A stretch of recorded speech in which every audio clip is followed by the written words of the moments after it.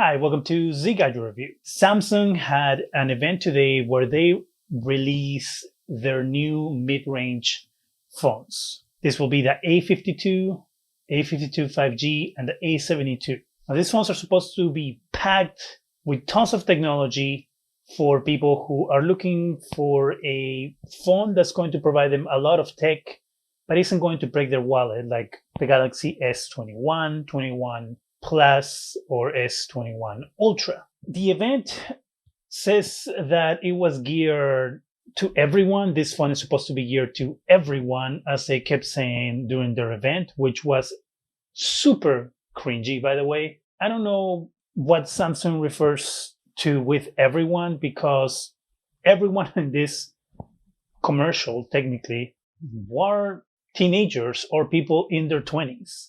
No one who was older appeared in this commercial, even though they kept saying that this phone is for everyone. So I don't really understand why this phone is geared to everyone, but the marketing is to that population. Because I don't think that there are a lot of teenagers watching Samsung Unpacked events.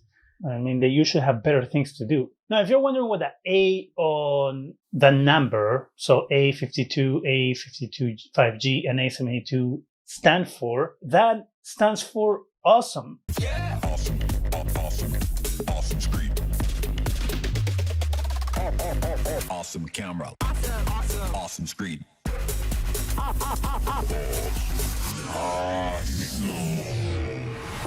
And I guess the way Samsung sees their market and the best way to sell their cell phones to people is to have some kid young speak and referring to groups of friends as squads several times. Squad is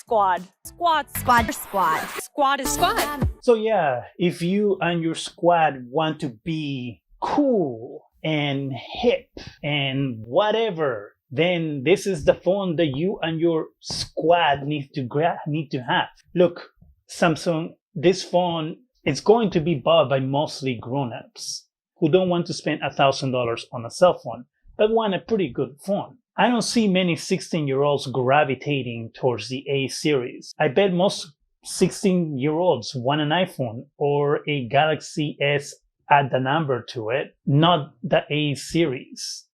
If you're really going for everyone and making a phone for everyone, as you claim so much on this presentation, then you probably should have included everyone in your presentation, not just this section of people in your presentation. But you're not here to hear me complain and rant about what I thought about the cringe-worthy presentation of Samsung.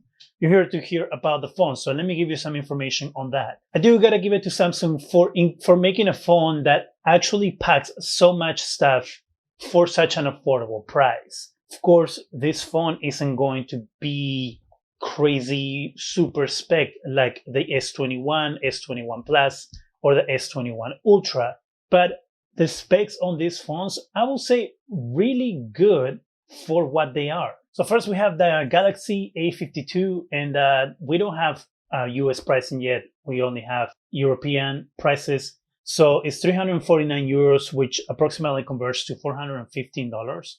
Now this phone is going to be a 6.5-inch Super AMOLED screen, infinity screen, so it's going to have no bezels. It's going to have a front-facing camera of 32 megapixels, 64 megapixel main camera with a 12 ultra wide megapixel camera. Then it's going to be 4K for video. The storage is going to be 128 gigs or 256 gigs. RAM is going to come in 3 variations, 4, 6, and 8 gigabytes. And this will have expandable storage for up to 1 terabyte, something that none of the premium Galaxy phones offer.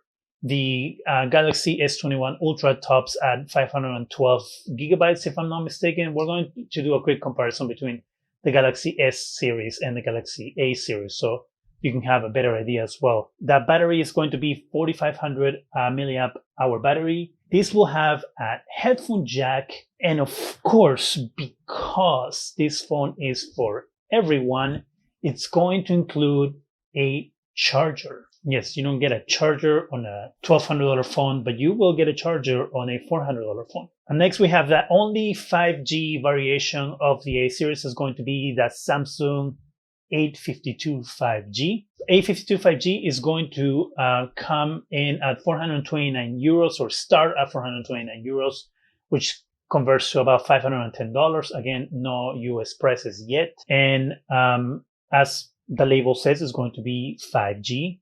But this is only going to work right now on the low frequency 5G bands. If you don't understand exactly how 5G works, you can go to this video or the video in the description section, which I did explaining a little bit about what the differences in 5G speeds are. Samsung A52 5G is going to have a 6.5 Super AMOLED screen as well, infinity display. This one is going to be the only one that offers 120 Hertz. The other two, the A72 and the A52, offer 90 Hertz refresh rates on the screens. So the A52 5G is going to be the premium tier on this series. You're going to have the same type of camera on the A52 5G, which is a 64 megapixel main camera, 12 megapixel ultra wide. Then you're going to have 4K video as well and 32 megapixel front facing camera. On this one, you only have two variations when it comes to the RAM, which is 6 and 8 gigs. You also have 128 gigs storage and 256 gigs storage. This also goes up to 1 terabyte of expandable memory, so you can put a mini SD card in there to get up to 1 terabyte of memory. It's going to have 4500 milliamp hour battery, and it's also going to have a headphone jack and, of course, a charger in the box. Next is a Galaxy A72, and this one starts at 449 euros, which converts to about $534. Now for this one, the screen is going to be larger because it's 72, so it's a bigger phone somehow. It's going to be a 7.7 Super AMOLED infinity screen as well. This one's only going to be 90 Hertz like the A52. In this one, the cameras are going to be a little different. You're going to have the 64 megapixel main camera. You're going to have an ultra wide 12 megapixel camera. This one is going to have a telephoto camera, which the other two don't have. So this one's going to be 8 megapixel. And then you're going to have a front-facing camera with 32 megapixels and also 4K video. The amount of storage is 128 gigs, 256 gigs. Again, this one is only 6 and 8 gigs of RAM. And on this one, again, you can go up to 1 terabyte of expandable storage. This one will have a larger battery of 5000 milliamp hour battery, and all three phones are IP67 rating. They do not offer the Snapdragon 888 chipset, of course, because that will shoot the price up. And also Samsung will be shooting themselves in the leg because that's the type of processor that you get on the Samsung Galaxy S21 series. So let's do a comparison between these two price-wise and everything to give you maybe a better idea. Maybe you're kind of like me, like, well, this sounds really good. Why would I spend so much money on an S21? Let's start with the Galaxy S21. This is going to be the lower tier of the S21 series. So this is going to have a 6.2-inch flat dynamic AMOLED screen, 64 megapixel telephoto camera, 12 megapixel wide angle camera, and 12 megapixel ultra wide camera. The front facing camera is only 10 megapixels, but the video is up to 8K. Then you have the Snapdragon 888. Here you have 128 gigabytes or 256 gigabytes of storage, 8 gigabytes of RAM, 4000 milliamp hour battery, and you have a fingerprint sensor. Of course, you don't have a headphone jack or a charger. Also, the battery on this phone is a lot smaller than on the basic A52. Now, this has an IP68 rating. It is a 5G phone with a 10-watt wireless charging. It also price starts at $800. So the starting price on the S21 is almost twice the price of the starting price of the A52. Let's go to the S21 Plus. So the S21 Plus is a bigger phone. It's the same size as the A72, so it's a 6.7-inch dynamic AMOLED screen. It also has 64 megapixel telephoto camera, 12 megapixel wide angle camera, and a 12 megapixel ultra wide camera. Front facing camera is also 10 megapixels and 8K video. It also has a Snapdragon 888 processor in it. The storage on these ones are again 128 and 256 as well, 8 gigs of RAM. This one, the battery is a little better. It's 4800 milliamp hour battery. It also has a fingerprint sensor, which the other phones don't have fingerprint sensors to, unlock your phone. So I'm assuming you just do the password, which yes, nowadays can be annoying because most phones have a fingerprint sensor, but the whole idea of the A line is that you're getting a cheaper phone. Again, this one is IP68 rating, 5G enabled as well, and starts at $1,000. So you can see how prices start going up. But the big differences between these phones to me are 1, no extra storage, 2, no charger included on the box. It just doesn't make sense that you're paying $1,000 for a phone and you're not getting a charger, you're not getting expandable storage. You know what? The headphone jack, I can kind of live without nowadays because a lot of phones don't have headphone jacks. I would love for headphone jacks to make a comeback on top of the line phones and be on them. It's probably never going to happen, but fingers crossed. And lastly, you have the Galaxy S21 Ultra. The Galaxy S21 Ultra is a 6.8-inch dynamic AMOLED screen as well. On this one, you have a crazy camera, which is 180 megapixels wide angle camera, 12 megapixel ultra wide camera, 10 megapixel telephoto camera, 40 megapixel front facing camera. Of course, the video is 8K Snapdragon 888.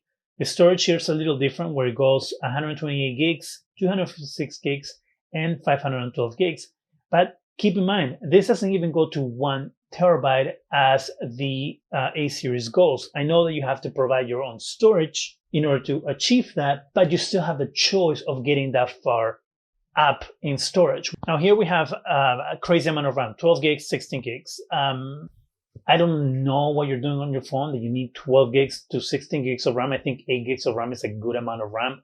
I will say 12, okay? 12 gigs of RAM is a good amount of RAM. 16, I think that's just overkill. You have a 5,000 milliamp hour battery on the Galaxy S21 Ultra, and that's equal to the Galaxy A72. Then you have the IP68 rating, of course, 5G. This phone starts at $1,200.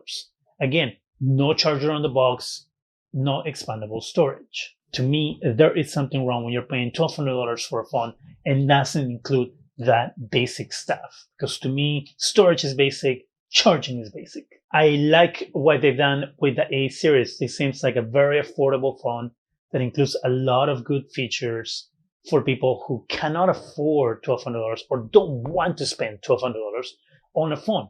There's a lot of people that don't want to, but at the same time don't want to end up with a piece of technology that is just trash because companies are deciding to just use their leftover parts to create a phone.